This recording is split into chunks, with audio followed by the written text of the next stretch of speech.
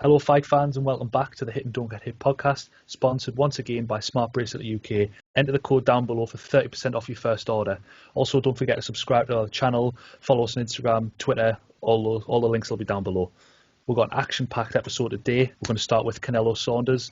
Shay, James, how did you think that one went? Just obviously, I'll be the stat man if you're not the stat man, but me and Shay, we did our preview. It was a shame you couldn't be there last week, Joe. But obviously, straight after our preview, we were talking about they haven't even came face to face yet, and then literally 10 minutes after they did their face off. I read a lot in that face off, the whole build up, they had the face off, the final press conference, and then the weigh in, and I was just thinking we're gonna get a great fight here. Billy Joe seems up for it, and maybe he could have pulled something special off. I started to believe it more as it went on, because you could just tell he was up for it. The fight on Saturday, I woke up 8 o'clock in the morning, didn't know what had happened, put the zone on, had no clue what the result was, and so I was just watching it like it was 4 o'clock in the morning, and the hype was just mad, in the stadium, 70,000 people in it. It just felt great. You seen Billy come out, you seen Canelo come out. It was just fantastic, and it was just such a shame that it ended, the way it did. I think it was heating up, and I think it was just one shot from Canelo that took a blow to Billy Joe, and then that was him out the fight, really. I follow up with what James says. It was an unbelievable spectacle to watch, with the fans, 70,000 people, the entrances, Tyson Fury doing his antics, Billy Joe doing his antics, and Canelo kept it calm. I think the fight played out how I imagined it to play out. I was surprised that Billy Joe done better than I expected him to do. I scored the fight 5 rounds to 3 until I stopped the judge. I gave Canelo the first 4 rounds, and then Billy Joe came back into it, but Canelo was just taking his time, picking his shots. He went to the body quite often. He uses that. He's got probably one of the best body work there is in boxing at the minute, 100%. There was that, you could see that uppercut. He was loading up for the first couple of rounds, and he didn't quite get the aim. But he knew Billy Joe kept on ducking later on, and then he caught it sweet. It was right on the eye socket. It was a beautiful shot. And that was just the beginning of the end for Billy Joe. I was a bit disappointed, James was. I was a bit disappointed. I thought originally, when I seen him on the stool, I knew before he pulled him out. The fight was off, to be fair. He just didn't look. Billy Joe didn't look into it. After the punch landed, he didn't want. He looked like he didn't want to be in there anymore. And then when he sat down, I just thought, he's got knee. Fighting him. I knew he wasn't coming out that corner. I could have told you that straight away. The eye was fucked. Essentially, I mean, it's a weird fight to analyse. I know you said there was 5-3. I think it's hard to sum it all up. The best way I can say is Billy Joe boxing IQ is one of the best in the game. His boxing IQ is unbelievable, but Canelo has everything Billy Joe has, but more. He has power, and he has everything Billy Joe has, but better. And I think it started off the first 2 rounds. I was thinking, oh, sugar, Canelo's gonna take him out early here. Following what you said, Shay, in our preview, I thought Canelo's winning this early on, but Billy started to come into it. At one point, I remember the 6th round went, and he was showboating. I was like, he's gonna win this. He's outboxing him. He's gonna win. And actually, at the end of the 8th round, even though I knew Billy was in trouble, I had it 4 rounds to 4. But I knew the big shots from Canelo. Canelo would pace them, and you could tell the full fight Canelo was waiting for that one shot, and then it came. And when it came, the fight was over. It's annoying as how people are saying Billy quit. I don't think he quit. I think he went in, his orbitals completely shut. I don't think he's going to fight again. I'm going to say that right now. I don't think Billy Joe will fight again. At the time, I thought he did quit, because when I was watching it just looked, I don't know, it was just something about it. But then when it came out the serious damage. Yeah, I understood why Alvarez would have done the same. I think it was more the fact that his comments about Daniel Dubois and his comments leading up on that Canelo fight. He was saying he'd die in that ring. He'd happily die to beat Canelo and stuff like that. And then when the going gets tough, he pulls out. But yeah, I agree with you. Problem. Oh, I'm sorry. Sorry, mate, that's the problem that you have. Like, I have no problem with Billy Joe pulling out. Like, his eye was completely shattered. Like, it wasn't just like cut. It was like his eye, Canelo had broken a bone essentially in his eye. It would have been like all kinds of pain. Like, Canelo was gonna finish it anyway in the 9th round. It's the problem that everyone has is that the comments he made after Daniel Dubois fight. Like he said, he just makes himself look stupid sometimes, Billy. But listen, like, he went in there and he held his own. And he went in there with the pound for pound #1 in the world. The best fighter we're going to see for a long, long time. There's going to be no other fighter than Canelo. We're not going to see many other fighters as great as Canelo in our lifetime. Maybe 2 or 3 more, I reckon, in our lifetime will be as good as Canelo. He's by far the best boxer of our era, I think. So yeah, I've got no problem with Billy Joe pulling out. And I think, and it wasn't even like a great performance from Canelo. He just showed how he's the best in the world. Like, he walked Billy Joe down, who has amazing boxing IQ, and finished him off. So, but yeah, like, what, as you were saying, Shay, like, Billy's comments were stupid, but I don't think he quit. I just think he was done. Like, his eye was done, and like, he was in kinds of pain. Canelo, he doesn't need to look good. For me, he performed beautiful. Like, he's done unbelievable. But he doesn't need to look good to be good. He's got that natural ability, like he says. I do think he's probably our best fighter of the generation. He obviously had that one scratch his record against Floyd, but that was when he was young, 21, just coming up. He was weight drained and whatnot. And to follow up on that retirement question about Billy Joe, probably the big risk coming back. We're not saying Kell Brook. He hasn't been the same since his injury against Golovkin. But if you're Billy Joe, would you call the deal you've just packed? I think it came out with the deal that he's earned £8 million. That his kid set for life, him set for life. He's coming to a trainer. Is it worth risking it anymore? And he's had a fantastic career as well, really. Yeah, he's a 2-division world champion. If he retires now, he's only losses to the pound for pound #1. But I agree. I think he doesn't fight again. Maybe come down, like, back to 160. I've heard about that.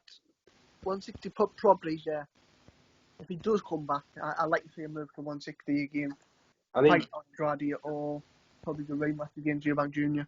I think I don't think that. I think Eubank Jr. is a prick. He was commenting on Twitter like a right bitch. He didn't get a Eubank Jr. I don't know, like, maybe if you seen him like come back and win a few fights, you might see him. You might earn a shot at a rematch with Canelo. There's no reason.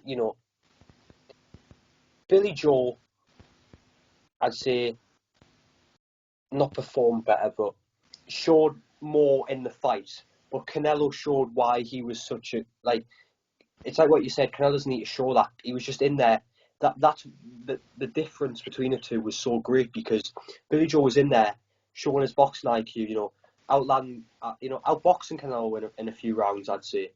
But Canelo just walked him down, and Canelo didn't need to show how great he was. He was just always there, and he just walked him down, and he landed the shot. And it's like Canelo showed why he's a pound for pound king. Like, he didn't need to be great; he just needed to get in that ring and show up, essentially. And the big shot was always going to come in the later rounds. But yeah, like, I don't know, like, I don't know about I'd love to see a rematch. Maybe Billy could do it. I don't know. I think I'm maybe talking as a Billy Joe fan there more. I don't know, man. Like, it was. I wouldn't say it was heartbreaking to say. It was just disappointing. Like, because Billy Joe was in the fight, and it was just disappointing to see. But it's a shame for him that he didn't have like when Ricky Hatton. It kind of reminds us when Ricky Hatton went to America and lost to Floyd Mayweather. The difference is Ricky Hatton had them like amazing wins, like when he fought Costa Zoo. You know, Billy Joe, whilst he was a world champion, he hasn't fought any like world class opponents. And the first one he fought, he lost against, but that's just because he was a pound for pound king. So I don't know, man. It's just I'm waffling here a little bit. I'm just struggling to analyse it all. Like, you know, it's a hard one to analyse. I think the only step now is for Canelo. Like, what did he do? So obviously the Caleb plant, for all the belts at 168 to become undisputed. Was obviously beating Bev up at 175 at light heavyweight. I think no one under 200 pounds is better than Canelo. I think he beats everyone under 200 pounds. But I think targeting Caleb Plant in September, what the urn says, there'll be another demolition job for Canelo. I just don't see anyone beating him. Yeah, I agree. He'll do that. He'll do that easier than he beat Billy Joe. I think, honestly, I still think Billy Joe is his hardest opponent yet, really. Like in super middleweight, you know, that's the hardest opponent he's going to get. So once he's beat Billy Joe, that's it, really. You know what? I don't know if Killer Plant will even want to fight him after that. You know, he landed that one shot. He was loading his big shots up. He landed that one shot and took Billy Joe out, essentially.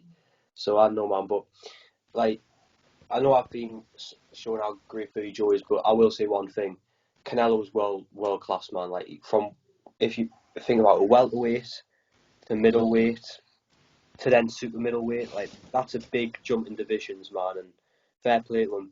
What it shows me, his last 3 fights, is how good Triple G was.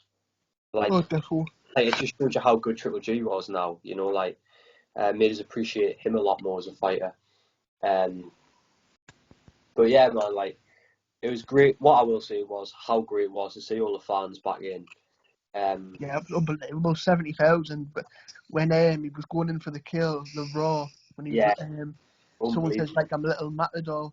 He was urging the crowd, and I was buzzing with that. Like, just the roar of the crowd. It's so nice to have fans back. It's great, man.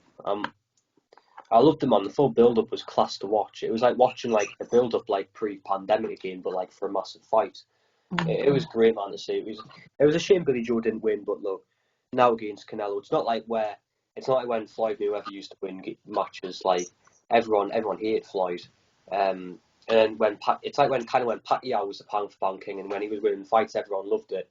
So, if Canelo fought Caleb Plant, I'd have the same win, because I think Canelo's a really respectable guy as well. You know, as soon as he knocks someone out, you know, he doesn't celebrate. He goes down to, you know, see if they're all right. So I think Canelo's a great guy, and you know, what a fighter.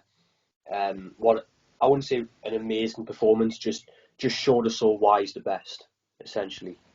But after the fight, I think Eddie Hearn boys was implying that it was done, and it seems that it's been done today as well. By looking at Sky News, Eddie Hearn seems to have announced that it's going to be 7th or the 14th of August for Joshua Fury. I'm happy. Hopefully by the end of this week, or hopefully by the time this podcast comes out, that will allow it to be official. I think it's the biggest fight ever in boxing, 100%. I was impressed with the way Kaiser Bill's been going the past few weeks and his side of things.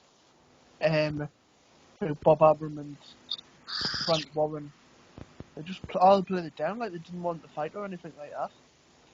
But yeah, it's going to be a great spectacle, and the build up will be unbelievable for that. I'm sure we'll cover all it on the months leading up to August. Yeah, I think it's going to be a great spectacle. I'm looking forward to leading up in the next coming months, the build up. Obviously, I'd imagine an unbelievable undercard with being a top rank matchroom co-promotion fight card. No delay. Derek Chisholm, sorry, he wants to be on that card. Many people want to be on the card. Yeah, it was interesting the tweet Joshua put out. He's done talking. He just wants Fury to sign the deal. I think that's it now. Fury has to sign the deal.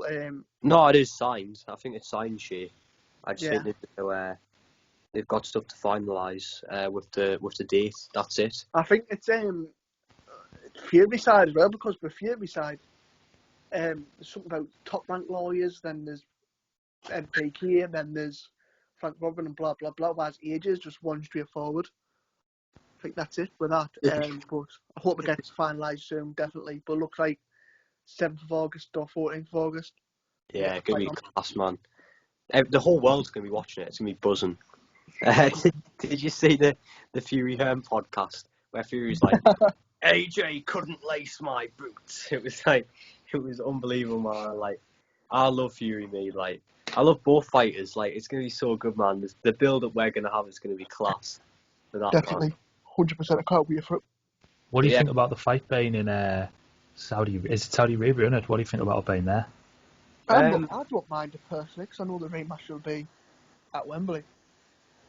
I think it's the best scenario given that we're in the middle of a global pandemic. I'd say come to the end of it, like, I'd hope so.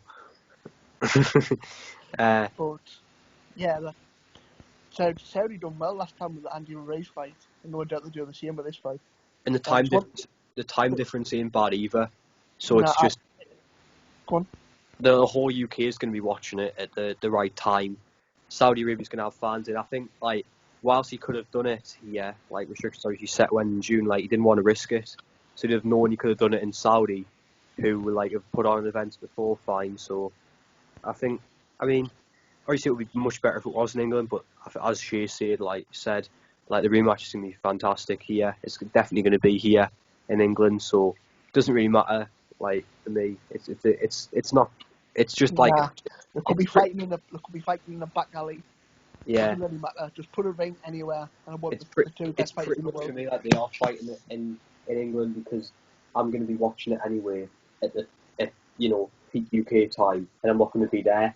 You know what I mean? I wouldn't have been there in the arena anyway. So it's like, it's not like we're going to get like a magical brand deal and we're going to be able to go to the fight anyway. So like, it is what it is. Saudi's a great venue for it, and yeah, man, I'm buzzing for it. Right, so moving on to UFC, we've got a massive card this weekend.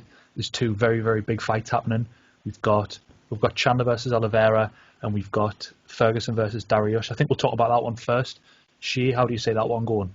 I'm into. I don't know. Depends what Tony Ferguson turns up, to be fair. I've been working with Freddie Roach, sharpening his boxing skills, but I think he passed it, to be fair, Tony Ferguson. I think Dariush I didn't think Dariush is that good either, but I think he'd be good enough to beat Tony Ferguson. Tony Ferguson's so bizarre. You don't know which Tony Ferguson's going to turn up in the fight. But yeah, I'll say Dariush winning 30-27. That'll be it for Tony Ferguson. There's not much for him to do. No more, like he would have lost 3 straight. Not getting any younger. But he can't obviously move up and weight because there's too many killers at 170. But yeah, I think it's the end of the road for Tony Ferguson. Yeah, I agree. Not really exciting us, if you know what I mean. Like, Ferguson's lost both his last fights, and it's like, I don't know, man. I think he should have retired after the Oliveira fight, personally. But he's back. We need to see something. We can't just see a win. Just cruise it out, roll it out on points. We need to see something special from him. For us to take him seriously again. But I just can't see it happening, mainly because of his age. I can't lie, I disagree with all that, to be quite honest.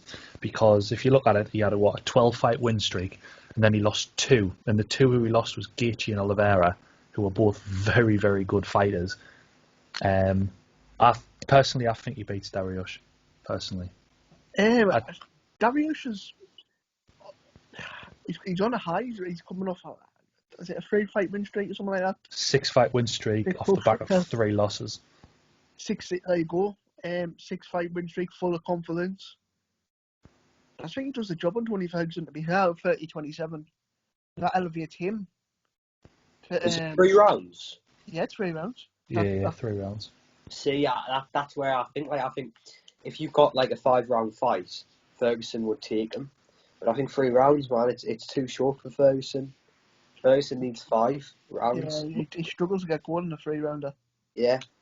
Whereas Dariush will not give him. Dariush will pick him apart, I think. But and then Dariush, that puts him into the picture.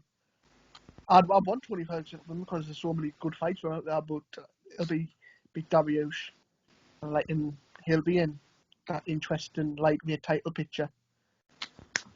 Can I just say something like that? No one would think here. If Ferguson somehow wins on Saturday, and I'm not saying actually no, I wouldn't say somehow. Ferguson wins on Saturday because I edge towards Dariush, but Ferguson could still pull off. If Tony Ferguson wins on Saturday night, and then McGregor wins the 3rd fight in July, which I don't think will happen. I know she's going to give us grief for that. But then you could see a Ferguson McGregor fight. Nah. The winner of the Poirier McGregor has to fight for the title. Agreed. 100%. When McGregor beats Poirier, McGregor, he just beat the number 1 contender, Dustin Poirier. At this minute, Dustin Poirier is the best lightweight in the world. You can't argue with that. I think Conor McGregor beats him. That should elevate him to a title shot. Where does Gaethje fit in there, though?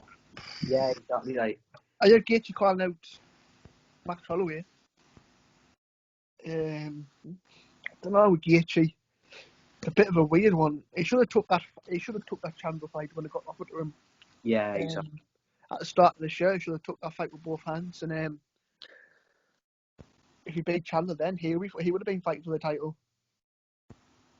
But I don't know. We'll have to say with Justin Gaethje, that's a weird one there. But speaking of the lightweight, finally, we get to decide who's going to be the new 155-pound king. Charles Oliveira against Michael Chandler. Our mate Michael Chandler. Aye. I seen it come through and I was like, no way.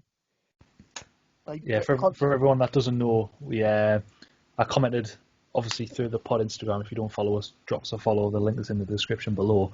But I dropped him a comment just on a post that he had on. It was a bit of like a nothing comment, like nothing like massive. It was just to try and get us more influence, essentially. That's the one. Joe does that. That's why Joe's such a legend. He goes on every Instagram post and tries to promote us. So, I wouldn't say everyone. I'd say every now and again. If I see one that's just popped up at the top, I'll give it a quick little comment, see if anyone responds. But luckily, Michael Chandler actually responded, which I was buzzing with. But with this fight, I mean, regardless whether he commented back or not, I think he beats Oliveira. Yeah. I don't know about you, but I think he beats him, even though he's the underdog. I'm going to be watching 100%. I'm 50-50, man, with this one. Oliveira's looking, unbelievable, against Tony Ferguson. I don't know, man. I think, you know what? I'll say Chandler on points, but I think we're going to get a great fight. I'm saying Chandler knocked out. I think Chandler stops him. But I'm going to say Chandler second round. I'm saying Chandler second round. I think he'll catch. I think it'll be a lot grapple in the first round, and then I think he'll just catch him. They'll finish him with ground and pound. Although with that, was it how many fight win streak? Is it 8 fight win streak or something like that? 9 fights. Who? Oliveira. Oliveira's on an 8 fight win streak. However, I've had a look, and his only real notable wins the Jim Miller, Lee, and Ferguson. That's like. That's it. That's what I mean. And of the 8, I know. He's a elite fighter, Chandler. So Chandler could stop the hype train. Exactly. Yeah. But I fancy Chandler 100%. I think he's all. To see Chandler's. I mean, he's kind of primarily a wrestler. He's won his last 3 fights via knockout or TKO in the first round. That's obviously Bellator and UFC. So I think he'll knock him out. Yeah, I think as well. Nate Diaz fight obviously being moved to a different event as well. Obviously supposed to be fighting on the card, but opinions on that? I think it adds up for the summer. Really, I think the summer's looking unbelievable. Seriously, that's looking Wow. I know Dana White came out yesterday and says looks like Ngannou is fighting Derek Lewis in the summer. And Jones John Miocic Jones. is supposedly being talked about to happen in the summer as I well. think John Jones needs to get his act together. He does. It's just pathetic, really. I've lost a lot of respect from him with regards to this fight. But yeah, UFC is the best company in the world, in my opinion. Like, best sport, MMA is best sport in the world. It's just Cerrone probably will take over boxing, in my opinion. Just the way they've handled, like, boxing, that is just, like, look how long it's taken for AJ and Tyson Fury to fight. That fight was in the UFC, two of the best heavyweights in the world. They'll get done in seconds. Yeah. You know what I mean? Like, we need Ngannou Jones, announced. But yeah, I agree, man. Like, UFC is I've always been more of like a boxing fan. You can probably tell on these podcasts, like when we talk about boxing, I'm like, I go into a lot more detail with it all. And UFC, obviously, like, I've always been into it a lot, but I definitely would agree. Like, this year, because of the fight cards, I've been so much more like interested in it and more invested, I'd say. So I'd say UFC is definitely slowly starting to take over boxing, just because of how much a meh fights are making. There's no real good fights in boxing other than AJ Fury. Obviously, as soon as AJ Fury's announced, like, it's going to be mad, but that's it, really, isn't it? Like, I know, man. Like, I think heavyweight boxing again is great. But the other divisions in boxing, it is good still. It's just a meh. Like, UFC, the way they make fights happen and the fights that can get on the undercard, I think it is starting to just take over boxing a little bit. But that's all because UFC's under one roof, one company, where it's like, right, you fight you, this date, let's go. Whereas boxing, it's like, well, hey, I manage him and you manage him. We'll have to sort a date out and then sort this out and sort that out. There's too much going on. I think, like, if boxing went under one company, which won't happen, it would be, fights would get sorted quicker. But if it doesn't adopt the UFC style. Yeah, well, exactly. That's the point you make, Joe. I forgot your name there. Like, there's too many different promoters and too many different TV companies that are into them fighters that it just makes fights in there to take place. So yeah, I agree, man. Like, with UFC as well, it's two men going to war. Essentially, you don't know who you obviously edge towards the fighter, but in the sense of anything can happen. Like, I know boxing's always like you've always got one punch in you, but UFC is a definition of like one punch changes the fight, because once that punch lands, the fight's done. But yeah, I agree, man. Like, UFC is starting to take over boxing, and within the next 2 or 3 years, it's going to be much bigger. So, if not, it is already. So, we forgot to mention the return of Nick Diaz. I think. I think he's returning. Am I right? Yeah, I saw that. I think I already mentioned this in the previous podcast, but UFC 261, obviously they showed Jake Paul and then they showed Nick Diaz, and there was a massive cheer. And I know in the press conference afterwards, Dana White said he's actually backstage ready to discuss something. It was hinted at that Khamzat was going to fight him, but I know that's not going to happen now. I think Nick Diaz's team rejected that. So who do you think would be a good opponent for him? Masvidal, aye? Masvidal. I think that's it. That's the only fight to make, Masvidal. Revenge for his little bro. McGregor, maybe.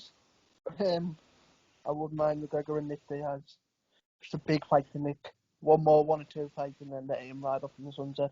Yeah, fair play, man. Like, who do you think's bigger, Nick or Nate? Nate. Nate. Nate, yeah. Fair enough, man. I think obviously Nick was, but I do think I was going to say the McGregor fight really impacted Nate Diaz. If Nate Diaz didn't beat McGregor, he'd be a nobody. He probably would have been released. I doubt it. He probably wasn't that good. Take that. He was just man, essentially. He's a journeyman. Take that. Conor McGregor lost. Conor McGregor went out of it. It's just bizarre. Anyways. Also, last weekend there was a UFC fight night on, and I know Donald Cerrone lost again. So that's how many losses in a row? Just 6, 5. something like that. Like, I know Dana White said he'll give him another shot at 155. Who do you think? Who do you think will be a good matchup for him? I don't know, man. Like anyone that's above the age of 40. Like, he shouldn't fight again. No chance. It's just stupid. Like, it's really stupid. It's putting him at risk. Put him in the shittest 155 you've got. And Cowboy is a legend, to be fair. Let the legend ride off for a win. Look good.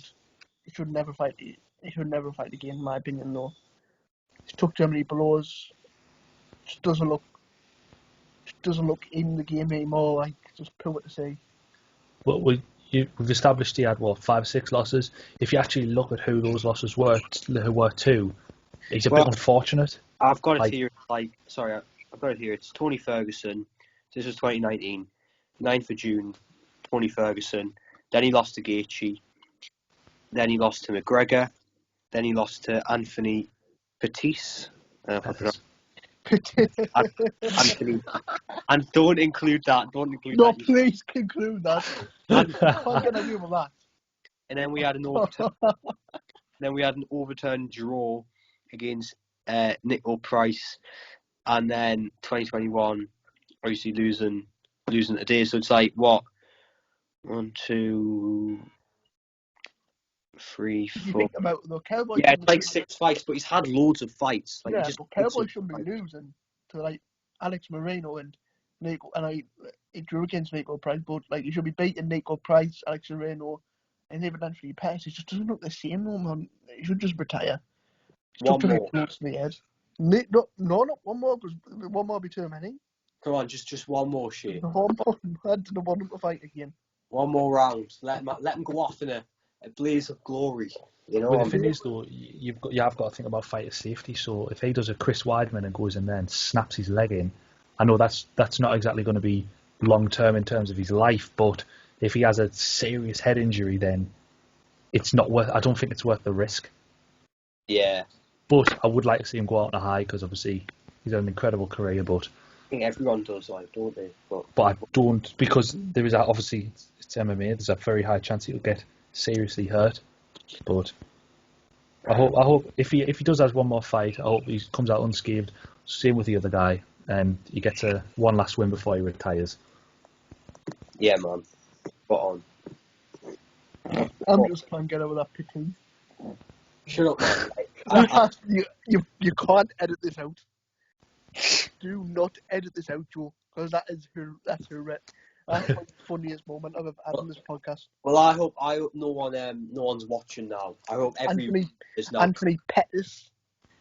Yeah, on Cerrone, like, yeah. Well, I don't know, man. Maybe one more, maybe not. I don't know.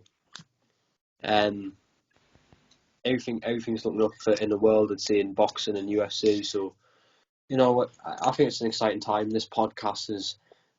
We're not doing any more of these episodes, people, right? This is the last one we do where there's going to be no face cam. Next time, we're either going to be in a conservatory doing... I think we might have to do one more where, like this, and then get everything sorted, because I don't think people realise the amount of stuff that goes on, like, is crazy on our proper podcast. So obviously we're just doing this via Skype, just talking through mics and stuff, but when it comes to the real stuff, like the real deal, like, there's a lot goes into it. So we're gonna sort something out. Hopefully, but we do have a big guest on. Not a big guest, but an interesting guest. Our first guest is an interesting one, provided we sort the shit out and stuff. But I'm gonna make a promise to the viewers right now that podcast is happening. I don't know if you know what I'm talking about, but there's a few. There is a few.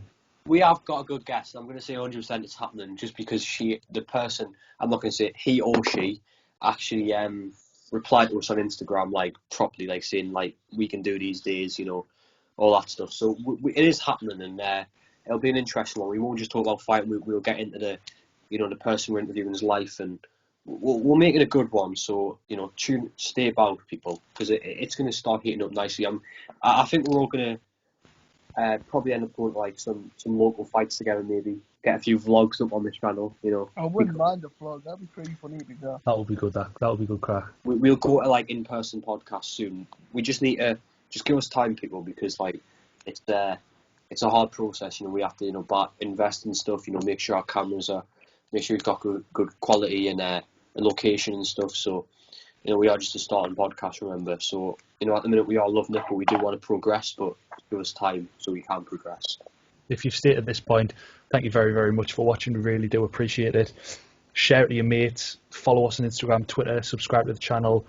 Like the video. And we'll see you in the next one. Cheers. Great to be back as a free as well. That's always it's a good sign. So cheers, everyone. Nice one.